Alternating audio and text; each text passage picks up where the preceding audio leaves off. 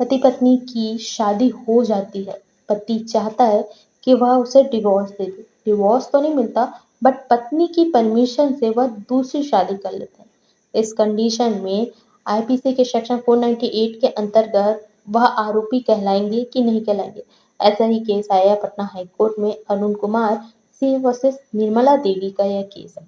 Case के fact समझ लेते हैं। केस हुआ क्या कि पति पत्नी शादी करते हैं। कुछ समय बाद पति पत्नी की शादी में मतलब दरार आ जाती है और वह एक दूसरे के साथ में रहना नहीं चाहते। खासकर पति, पत्नी तो रहना भी चाहती है बट पति चाहता है कि वह ना रहे, तो पत्नी को वह डिवोर्स देने की कोशिश करते हैं।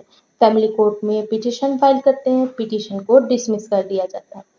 कुछ समय बाद फिर पति ने फिर कोशिश की कि वह उसे डिवोर्स दे दे। डिवोर्स तो मिला नहीं, तो वह पत्नी से परमिशन लेकर वह दूसरी शादी करते हैं। वह जिद करते हैं, उन्हें समझाते हैं और 2004 में पत्नी ने अपनी मर्जी से परमिशन दे दी। ओके, तुम अपनी दूसरी शादी कर लो, मुझे कोई प्रॉब्लम। बट 2010 में पत्नी को यह रियलाइज होता है कि वह गलत कर चुकी है, वह परमिशन देकर गलत कर चुकी है।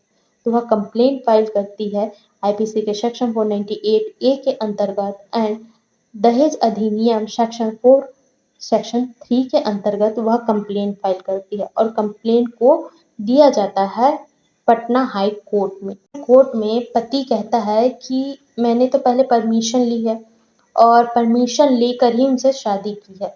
ऐसा नहीं है कि उन्हें पता नहीं था। मैंने पहली पत्नी से परमिशन ली, उन्होंने हामी भरी, फिर मैं शादी।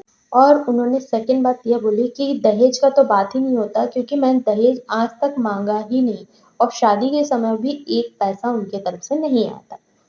और उसके बाद दूसरी तरफ से देखा जाए तो पत्नी का पक्ष भी पति को छोड़ने भी नहीं पा रही है और उनके साथ रह भी नहीं पा रही क्योंकि उनकी दूसरी पत्नी आ चुकी है। तो इस जगह पर पटना हाई कोर्ट ने दोनों पक्ष को देखा और पति का कहना है कि आईपीसी के सेक्शन 498 ए के अंतर्गत कोई भी ऐसा केस नहीं बनता क्योंकि मैंने परमिशन लेकर शादी की है, तो दहेज तो मैंने लिया ही नहीं है। तो दहेज अधिनियम के सेक्शन 4 सेक्शन 3 के अंतर्गत मुझे आरोपी जो ठहराया जा रहा है वो पूरी तरीके से गलत है। यह महिला मेरे ऊपर कंप्लेन कर चुकी है, ओके, बट यह पूरा आरोप मेरे ऊपर गलत है।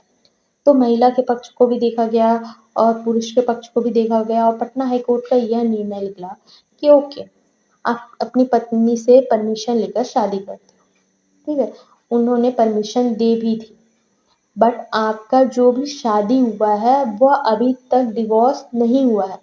लीगली जो वाइफ होगी वह आपकी फर्स्ट वाइफ होगी। आपने पिटीशन फाइल किया फैमिली कोर्ट में, आपको डिवोर्स नहीं मिला, पिटीशन को डिसमिस कर दिया गया आपका। तो इसके अंतर्गत आपकी पहली पत्नी अभी ऑफिशियल जो पत्नी है, लीगल जो पत्नी कहलाएगी वो पहली पत्नी कहलाएगी। और आपने दूसरी शादी की है, भले उनसे परमिशन ली है, तो आईपीसी के सेक्शन 498 ए के अंतर्गत आप तो आरोपी कहलाओगे। ओके, आपसे दहेज नहीं लिया गया है या दहेज की मांग ही नहीं की गई है या आपने कभी दहेज को मतलब डिमांड ही नहीं किया है, तो हो सकता है कि आपने दहेज की डिमांड नहीं की है। और दहेज अधिनियम के सेक्शन 4 और सेक्शन 3 को हम डिसमिस कर सकते हैं अगर आपने दहेज की मांगी है की है, पहले नहीं की है। बट जो आपके ऊपर आरोप लगाया गया है पहली पत्नी के होते हुए दूसरी शादी करना, एक तो पहले आप अपनी पहली पत्नी की भी लाइफ खराब कर रहे हो, दूसरी पत्नी की भी लाइफ खराब कर रहे हो, उनके भी बच्चे आएंगे, इनके भी बच्चे होंगे, तो आप कितने सारी चीजों को संभालोगे। पटना हाई कोर्ट का यह जजमेंट है कि आईपीसी के सेक्शन 498 ए के अंतर्गत वह पूरी तरीके से दोषी है, जिसके कारण डिसीजन लिया गया कि इनके ऊपर जो आरोप लगे हैं वो सही है, इसके अंतर्गत उन्हें सजा होनी चाहिए। और यही जजमेंट निकला पटना हाई कोर्ट का इस व्यक्ति के ऊपर।